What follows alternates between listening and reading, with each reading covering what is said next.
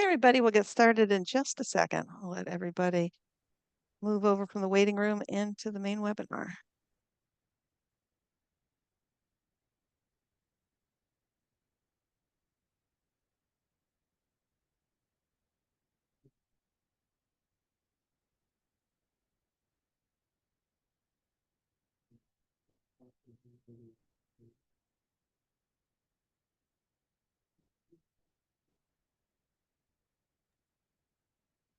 Welcome, everyone. My name is Sarah Carr, and I'm Chief Knowledge Broker for OCTO, Open Communications for the Ocean. And we're very excited to have Jameson Buffmire from buoy.fish here with us today. And we may also have Tal McGowan, also from buoy.fish, with us later on. Jameson and Tal are going to be speaking about harnessing new technology to prevent lost and abandoned fishing gear in the coastal ocean. Before I turn it over for the presentation, I wanted to let everyone know that you can send in questions that we'll have the dedicated presentation time. And then we'll have dedicated time for question and answer. You can send in questions in the question panel by typing them in. We'll do all our questions by typing, and I'll read them out loud to Jameson and Tal, and so everybody can hear them. But you can put them in the question panel. You can put them in the chat. You can chat with other people on the webinar, as well as with just myself or with Jameson and myself. With the chat, it's a little harder to moderate questions, so you can put them in both, or if you want other people to respond, put them in the chat. The other attendees will be able to see it.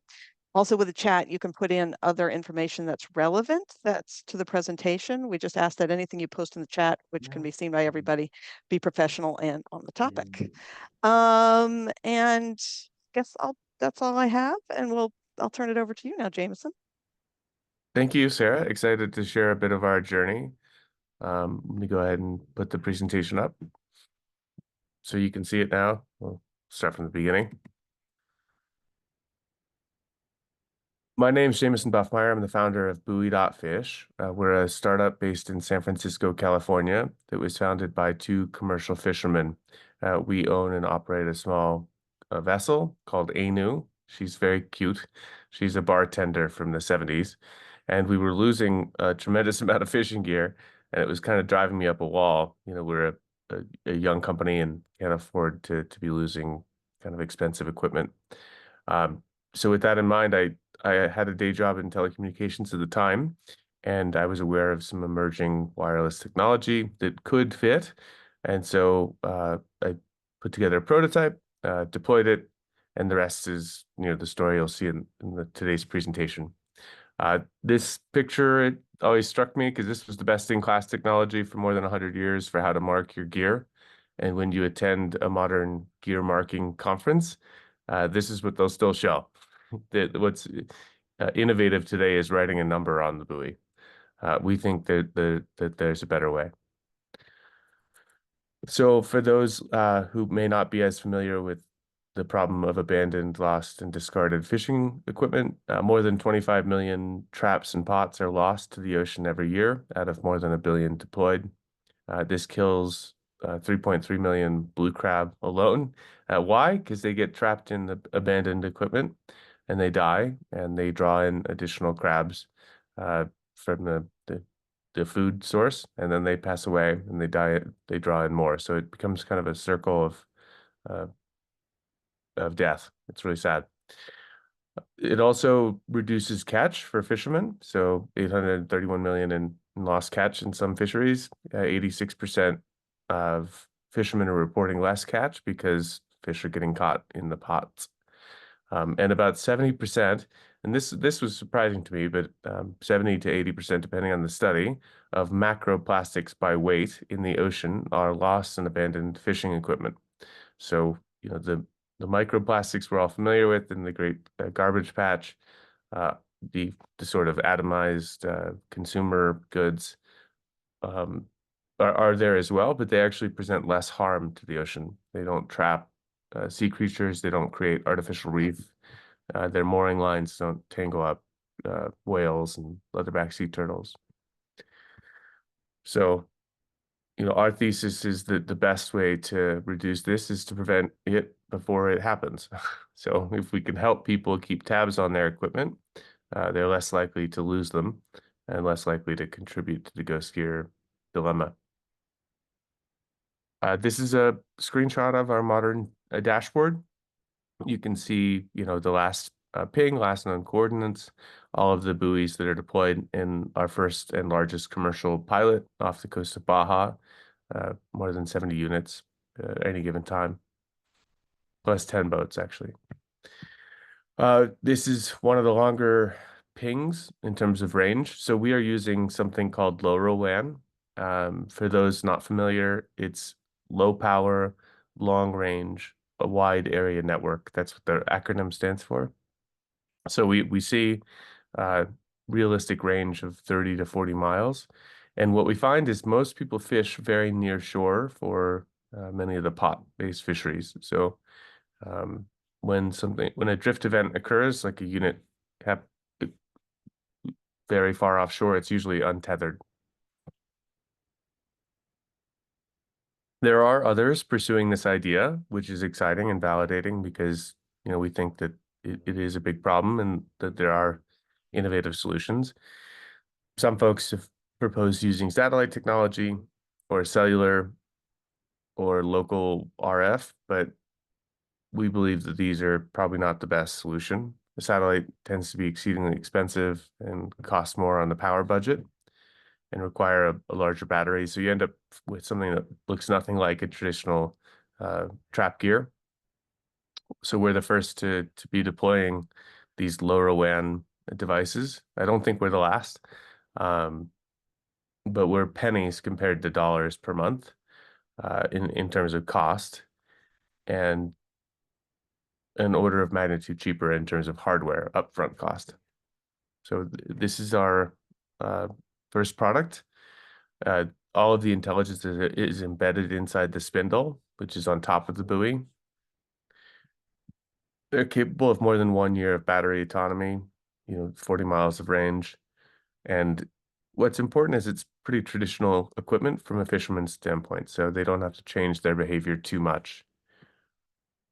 So we recently, we're in the midst of a pilot in Baja, Mexico, California. So I'll walk you through some of the results there. So we deployed, because of the rural nature of this market, there was no incumbent LoRaWAN network that we could harness. So we deployed our own network. We confirmed the coverage of that network with range finding devices on boats. We installed vessel trackers on the boats. We trained the fishermen on the reasoning behind it and how to use it. And we deployed the gear, bottom right there. So a bit more from phase one. The LoRaWAN towers are really these, we use curling, but there's a variety of manufacturers that make LoRaWAN gateways. Small tower box, small antenna, and a small gateway, and then confirm the coverage. We installed these trackers on the vessels. There are 10 on pangas, or traditional Mexican fishing vessels, in the Punta Areojos region. So before we arrived, there was no, again, incumbent LoRaWAN network. So we installed the network and confirmed the coverage by taking transponders out over water. And so you could see that fill in between September and December. This is all published to an open source coverage map available at mappers.helium.com. So yeah, we are a young company. We assembled these buoys, programmed them, delivered them, and deployed them. This is a bit of the software. So the white hexes on the bottom left are the same as what's available on mappers.helium.com, pulled into our application. And one of the more delightful results was that the local fishermen began painting our buoys in their native colors, kind of incorporating them into their workflow, which was really rewarding to see. And that's it for today. I mean, this is my email and my co-founder's email. I'm more on the technology side. I have a background in telecommunications and wireless, and my colleague is more on the marine wildlife biology side. So we're looking for additional trials. I did not mention, and it should be mentioned, that our first trial was backed by Schmidt Marine Technology Partners, a family office of Eric and Wendy Schmidt, focused on improving the way we interact with our oceans, and the Ocean Conservancy. So they funded the Baja trial, and we believe that there are more to come, but we believe in a future where trash isn't left in the ocean unmarked digitally. So we can know where things are uh, from here, from on land. Hey, thank you, Jameson. Short and sweet. We'll hit the questions now.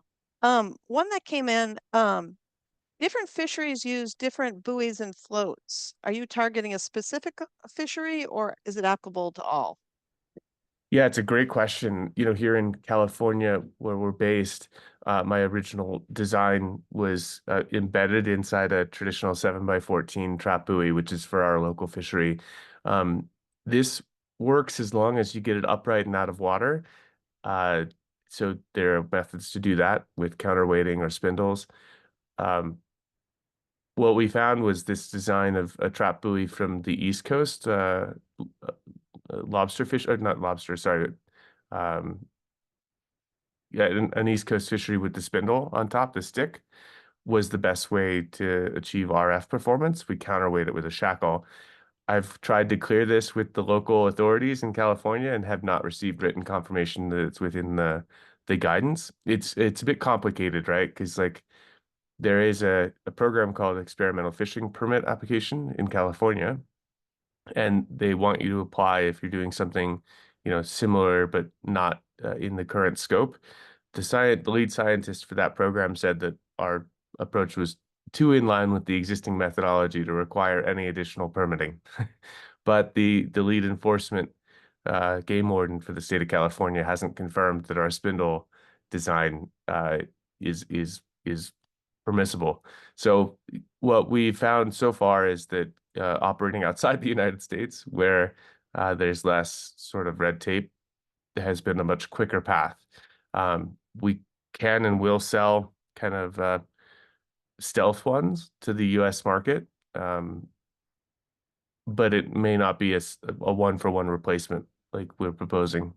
Uh, so yeah, to answer your question, oh, actually, one more thing there. We work with a existing manufacturer of um, trap gear called Go Deep, and we'll be jointly presenting with them at the International Gear Innovation Summit in New Brunswick, in Moncton, Canada, at the end of February 24th, 25th, 26th. Go Deep manufactures a variety of trap gear, and they use this spindle or stick attachment for many of their different marking buoys. So the goal would be to innovate on that spindle and then have it be compatible with a wide range of marker buoys. Uh, Okay, but thank you, yeah, James. we want to focus on getting a product to market. Yeah. Okay, thank you, Jameson. Um, let's see. There was one, is the Laura one Laura Land, but I think Laura, wow. You'll have to, you know what it is. Laura Available along Wan. the Laura Land, available along the California coast already, or does it need to be set up like in your pilot? It is. So in California, I could go rogue and show some evidence of that, but in California, we're using Helium, which is an open source decentralized wireless network. Um, I became interested in it when I was working for Orange, which is a Fortune 50 telecom operator. There are thousands of wireless access points on the coast in California that we've been able to tap into. So my first product ever was sold to local fishermen in San Francisco, and some of those products have been, fortunate or unfortunately stolen by nefarious actors, and we've been able to track them, track their removal and recover them. So, and that's all without deploying a single gateway. To answer the question succinctly, we're not putting wireless infrastructure up in California. We had to do so in Baja because it's very remote.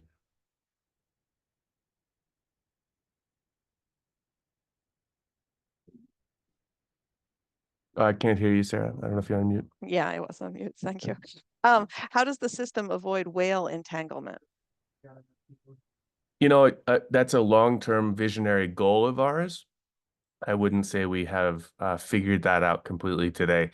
It's not difficult to imagine a scenario where we geofence these. This is very common in asset tracking on LoRaWAN networks. So you can build a behavior model to the device or just put a geofence around it when it's deployed in the ocean so that if it drifts for more than 100 meters, we alert you. And by that, we could tell if it's being removed or if it's a whale entanglement event. And you could measure the speed of the drift, could infer that it's on a boat being removed by someone else, or if it's on a whale. There also are ways to look at the accelerometer and GPS, which are two other items we have in there, to infer whale entanglement or other cetacean entanglement events like leatherback sea turtles. But this is something we would be able to do with with additional traction and with additional pilots. Today we're a young company focused on just building reliable gear. Okay. Along those lines, another question, is there a way to incorporate this technology with ropeless gear? Yeah, absolutely. That's a thought. That's an idea as well. And I think any innovation to tackle the urgent problem of cetacean entanglement is good. We, as fishermen, Tal and I have struggled with the notion of ropeless because it does represent a 10x increase in cost to the operator. And it's also a technology that is more difficult to achieve high reliability with than LoRaWAN. So we are just using a basic wireless network to assert GPS and report it. Ropeless gear relies on either a zinc anode that decays at a regular time interval or a sonar transmission event that occurs between the boat and the ropeless pot. And neither of these methods has proved um, perfectly efficacious. But you could also imagine a scenario where ropeless gear incorporates a wireless transponder. And there's a company that's doing kind of emergency ropeless gear, which we thought was really interesting, called ResQNet. And they could be a good candidate to incorporate a transponder, because if you lose your primary line and the unit drifts, or if the primary line were to go underwater, which happens actually more frequently than one would think, then this emergency line would eventually activate based on just a timer. The timers are pretty reliable, and could then communicate back, "Hey, I've surfaced and I'm in this area. Come retrieve me." Uh, we think that could be a really compelling mix. So. Okay. Thank you, Jameson. Question, let's see. Hello from the Galapagos Islands. Do you think this technology would help localizing drifting fish aggregation devices? Thanks. I'm less familiar with that fishery, and would love to learn more. If it's a stationary or deployed asset in the ocean, it should be marked on a map, is my thesis. And if it is that, if it contains if the fishery has a marker buoy, we can help. So Well, the fish aggregation devices, and I don't, maybe the person who asked can send you some photos of what they look like. But it sounds like there is the possibility for it to work. That they're floating devices where fish will aggregate and they're used by fishermen to improve catch. Let's see.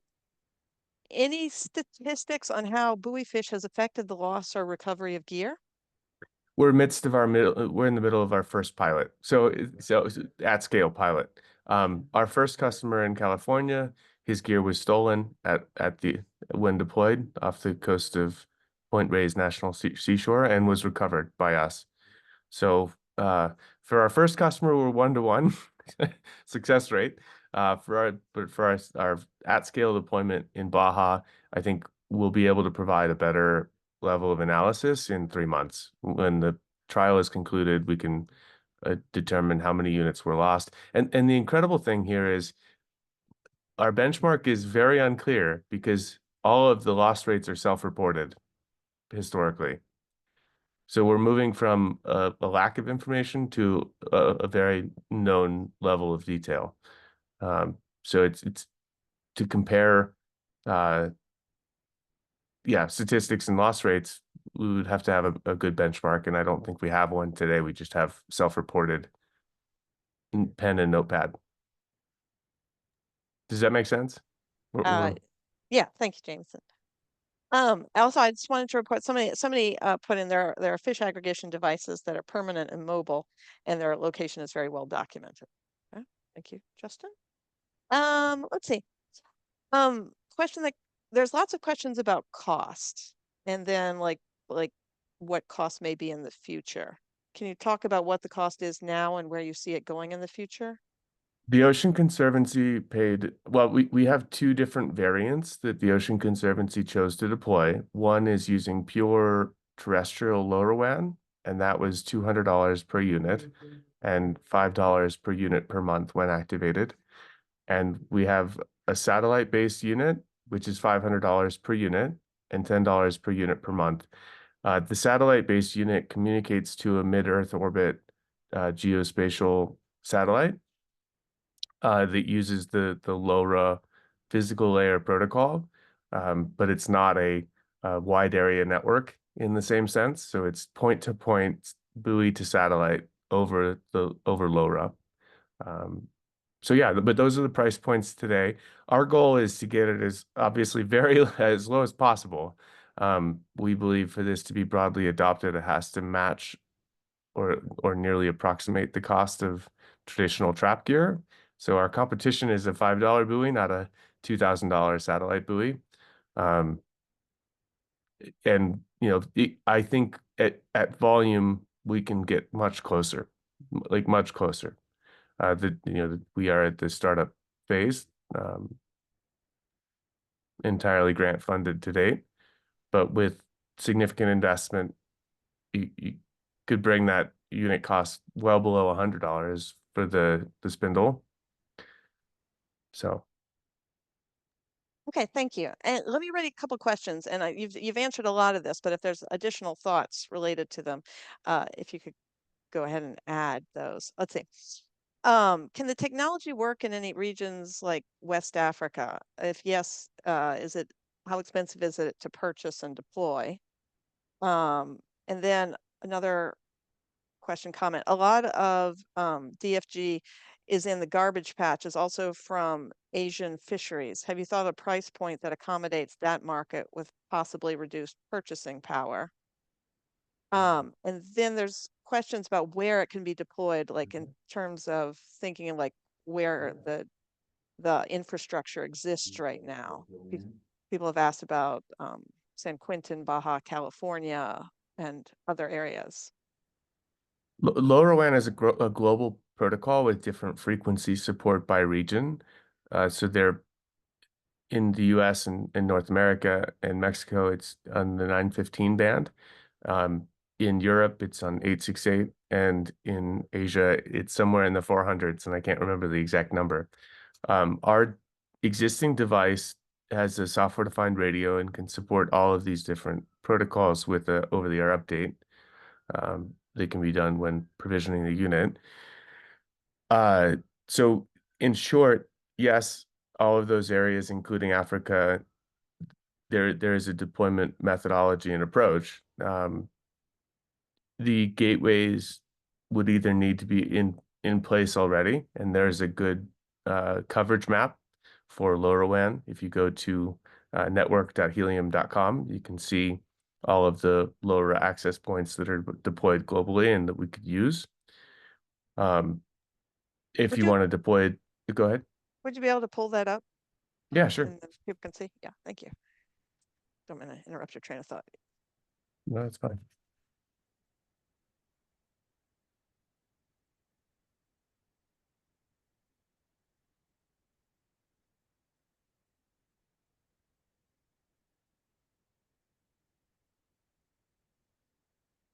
They just recently changed the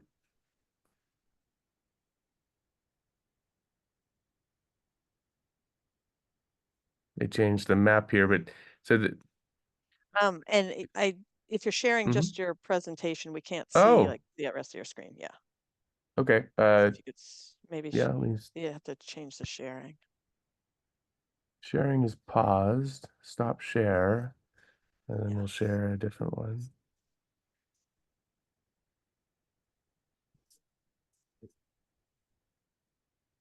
Yeah, perfect. So they recently changed this. So I apologize. The user interface is slightly different than I'm familiar with. These are the total mobile hotspots. There should be IoT hotspots. Uh, if we go to mappers, that shows the current mapped coverage points for the IoT network. So Okay. uh, this is where the units that were deployed by my first customer were recovered or were stolen and then recovered on land. Um, and then we also, so this doesn't show coverage. I'm sorry, it doesn't show network point of presence, as they call it in telecom. It shows confirmed coverage, which is a bit further. Basically, a unit has been wherever is green and has communicated to all of the access points in area saying that I have coverage from all these access points. So this is about 30 miles offshore where we fish in the rockfish fishery for my little fishing boat. And we're getting range of 40 plus miles. Somebody put a tracker on a boat headed that looks like to China or Japan, and you can see it pinging at regular intervals, which get fewer and fewer as it gets farther and farther out. Um, so this is what we did in Baja as well. You can see the density of the fishery where most people fish. And if you click on a single point once it loads, you can see uh, which towers that the vessel or the the device was communicating to from within that hex. And from the presentation, these are some of the farthest out pings that one of our units, I believe it was either a cetacean entanglement event or it was uh, cut off and drifted. Okay. So not quite answering the question, but the lower end access points themselves can be as low as $100. The ones we used for Baja are a little higher end because we wanted to ensure success. So the unit was about $500, and we also used an external 8 dBi antenna, and then that was about another $100. So the gateways are pretty low cost. You can obtain one, for 100 or less. Yeah. All right. Thank you, Jameson. All right, well, go let's go back. Let's see. Um, Questions. All right. How far offshore can these currently be deployed, and how is the long-term communication in such offshore deployments? Anything to add there? Yeah, so we've seen pings at 40 plus miles.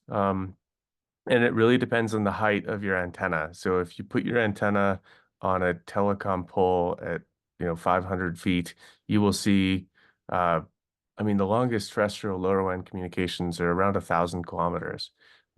Yeah. Okay, So you can get significantly increased range with increased height of your broadcast tower. cool. All right, thank you. Um, we have plenty of questions still to go, so we may keep here for a while. Let's see. Um, who would pay for implementation when you go to commercial market? So today we are funded through grants from the Ocean Conservancy and Schmidt Marine.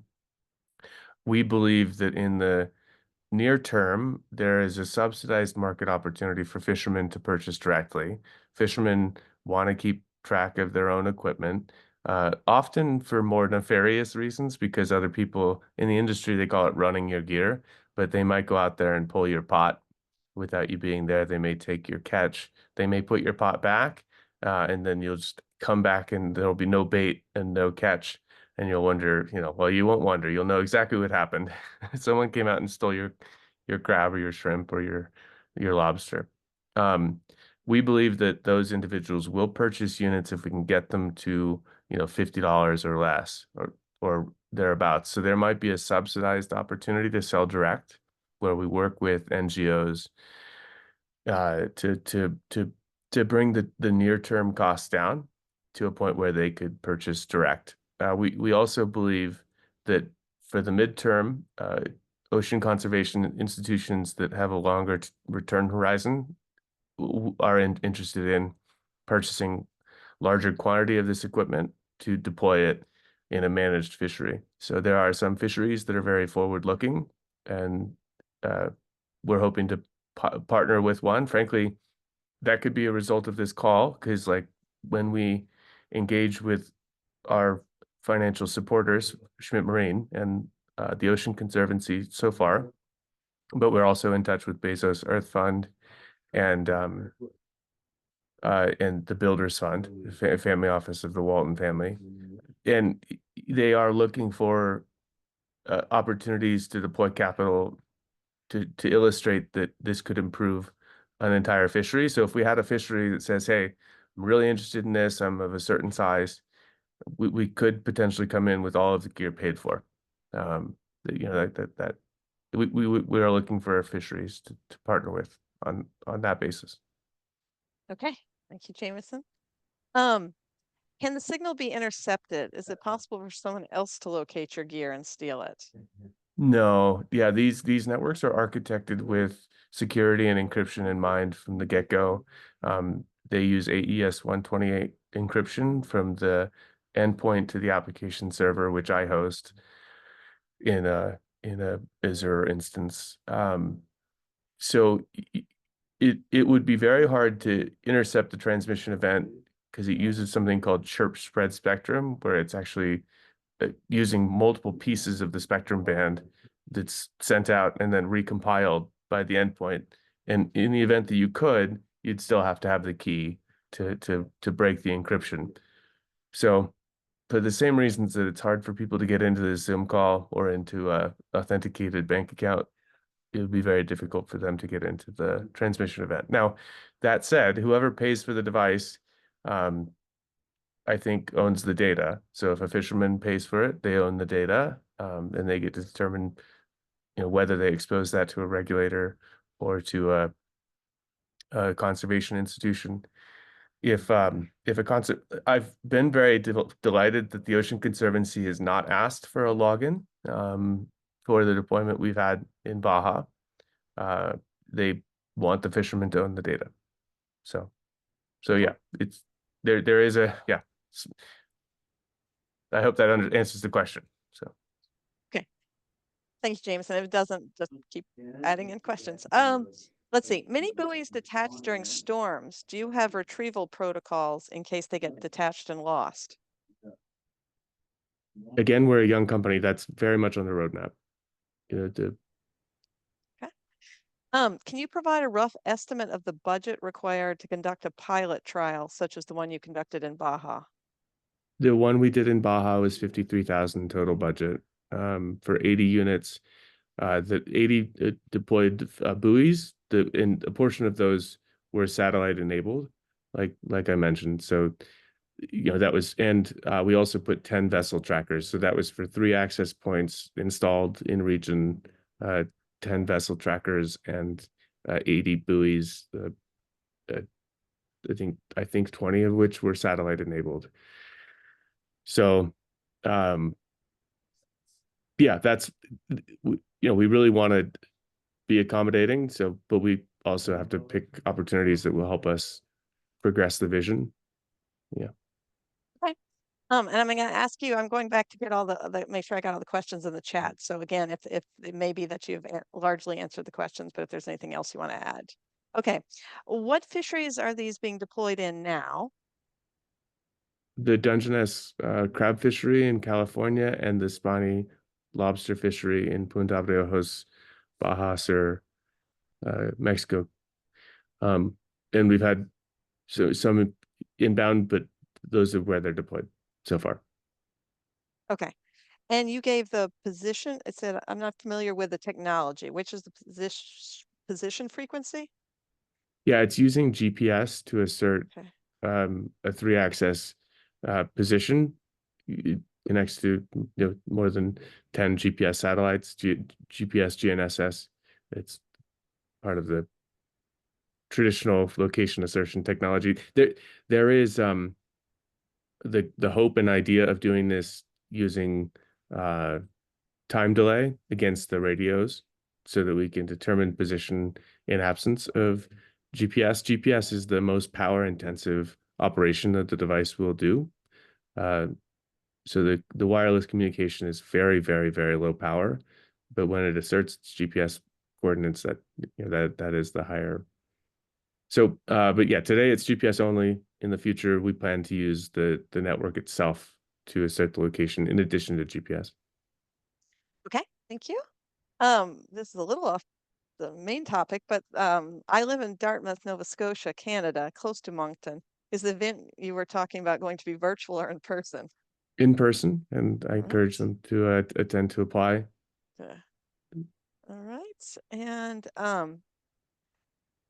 so interesting. Thanks. How does this lead to a reduction in lost gear? Do the fishing boats carry a means to track down any of the buoys that have gone walkabout? Definitely, again, part of the long-term plan, right? So today, when gear is lost, like frankly, if you ask a California regulator, a California fisherman, a California NGO, how many crab pots or lobster pots or there are spiny lobster in California, how many pots are off the coast? We just don't know. Full stop, we don't know. For many years, they weren't tracked at an individual tag level. Now they are for the last several years, but we don't know how many are left floating out there. So one individual recently went bankrupt in San Diego, and he left something like 150 pots in the ocean, and they had to go be recovered. And so when they're recovered, people drive horizontally in zigzag formation um, up and down the coast. So, and they just look for a marker buoy until they find one and they pull it and they bring it back in. And the California government has implemented a program to pay $60 per pot retrieval, but you're so far mandated that you can only carry up to 6 pots that are not yours, and it has to be out of season. So all of this is to say that today we have no information system that reports the location coordinates of pots to anybody outside of individuals marking them on their own GPS plotter. If this is successful at the end of the season, depending on how it's implemented and whoever purchases the unit and how they choose to expose the data, we could expose that to other fishermen. Like we could expose that to the regulator so that they could be recovered, efficaciously.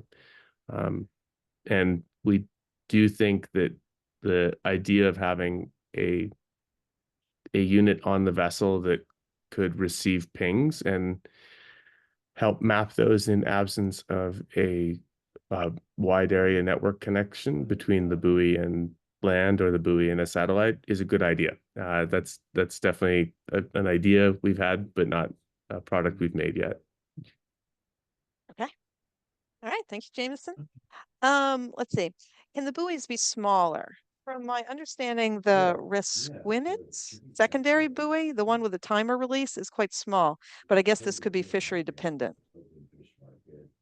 Yes, the electrical components inside the spindle are about 100 grams of mass. I could show you an actual picture of the insides. Um, if that's okay, it'll take me just one Yeah, moment to pull it up. yeah, that'd be great. Uh,